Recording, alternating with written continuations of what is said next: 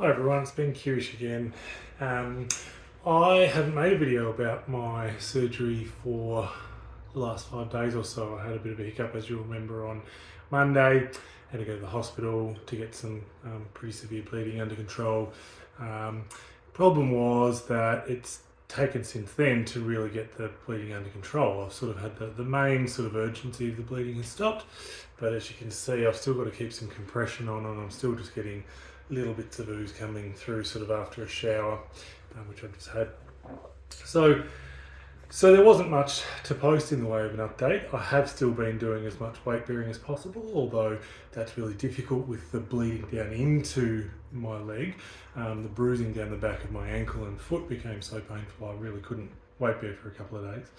And so that's been the major setback. I've really just had this bleeding issue. In the meantime, the actual surgical pain itself, the top of the tibia, is still pretty uncomfortable, but managed with my painkillers at the moment. I'm really hoping to get on sort of Monday, Tuesday, A, back to work, and B, to start doing some exercises. Now, that doesn't mean necessarily aggressively exercising my left leg, because it's just going to bleed at the moment and get swollen and sore. But there's a really interesting thing that we've sort of learned over, I don't know, probably the last sort of 3 or 4 years. The literature's become stronger and stronger, and it's called cross-education. And so it means if you actually exercise your opposite limb really aggressively, you can minimize the amount of power loss or strength loss on the operated leg. Most of it's come out of the ACL rehab research. And so cross-education, I think the data is something like, if you track people out from surgery to 12 weeks, and you have a control group who do no exercises on their opposite limb, just their normal sort of post-op exercises, and another group who do the cross-education protocol, really heavy on their good leg.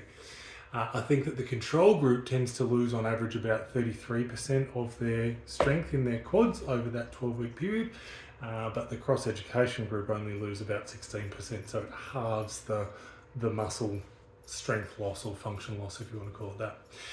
So that's the next step, is getting back to work, doing some work sitting down, and getting stuck into starting some exercises and things like that. But range of movement is still pretty good. Bruising is sort of improving. You can kind of see, if I get around like this, you can sort of see the bottom of my foot there is still pretty blue, and through the bottom of the calf there is still sort of pretty discoloured.